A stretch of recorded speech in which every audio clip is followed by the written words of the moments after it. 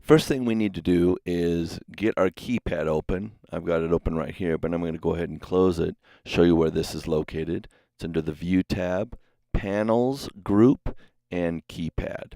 You'll also notice it has a shortcut associated with it. It is Option Command K on a Mac.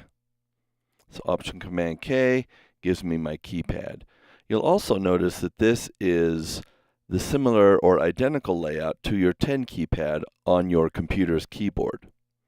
This is done on purpose. Each of the numbers on your keypad are associated with specific items here on the keypad in Sibelius. So we have a tie, we have rests here, we have dotted notes here. Up here we have articulations. So this is the pointer or selector tool, and this is an accent, staccato, and a tenuto.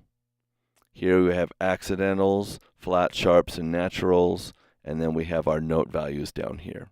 So just like with key signatures and time signatures, you're going to click on the note value, and that will load your mouse. You can see now that the mouse or the pointer is colored blue. And we just come up here and we add a note where we want it to go. And we can add additional notes. We could also come over here, change our note value to add a different note, maybe eighth notes, for example. One other thing that's great about Sibelius is you can use some shortcuts, R for repeat. So if I want to duplicate, I just hit R. So you'll notice here that we have this blue dot on the note, as well as this blue caret is what they call it. It's a blue line to the right. That tells you you're ready to enter a note, or you're in note input mode, essentially. So whatever you do with your mouse, it's going to add a note into Sibelius. So to get out of note input mode, you hit escape once. You can see the blue caret is gone, but it's still in edit mode. So now we're in edit mode. We could move to the left or to the right using our left and right arrows, but we're still in edit mode. So to get out of edit mode as well, you hit escape again. So escape twice to get out of note input mode. So if I come here, add a note, I'll hit it once to get out of note input mode, twice to get out of edit mode.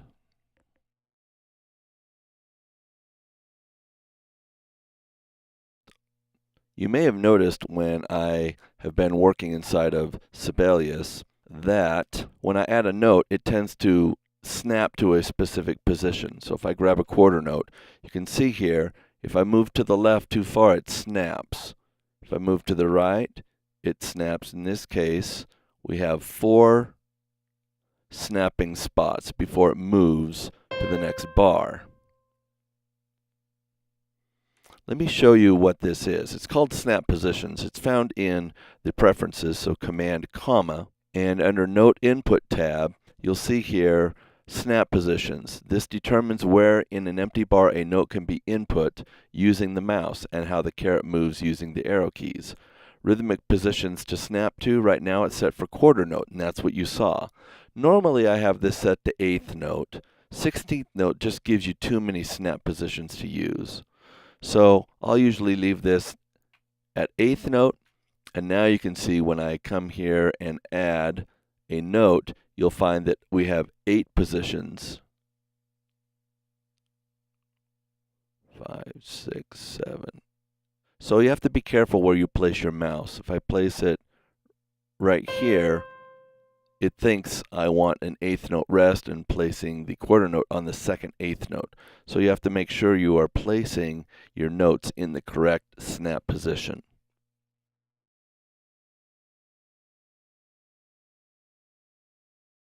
Adding rests is similar to adding notes.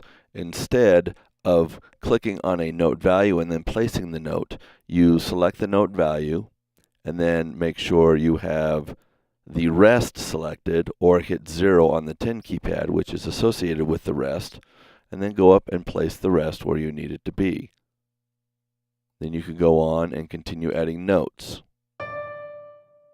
Maybe another eighth rest, so I hit 0, maybe 0 again, and then maybe I add another note here, and maybe a quarter note.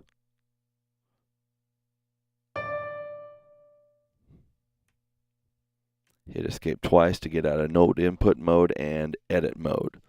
So adding rests means just hitting the 0 on the 10 keypad instead of placing your note. So you still have to choose the rest value and then select rest and then add your rest to your score.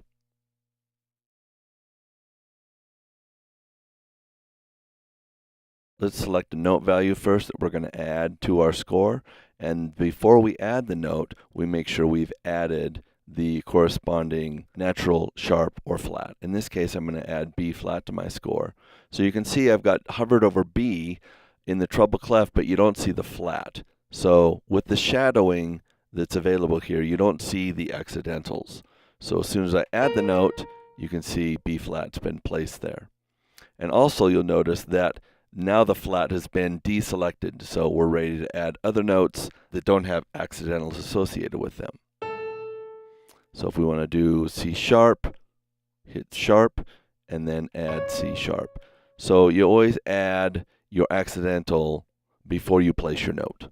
Same thing holds true with your articulations. If we want to add a accent on the next note, say we're going to make it D, we add D, and then continue to add notes. And in this case, the articulations remain as you add each new note, so they are not shut off after each input.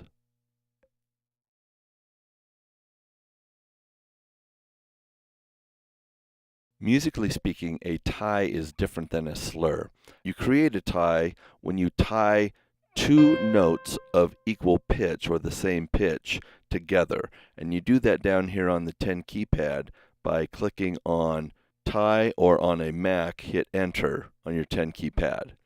That ties those two note values together. So essentially now you have an A, a B natural, and a C half note because these are tied together. A slur is a form of articulation and has nothing to do with tying note values together.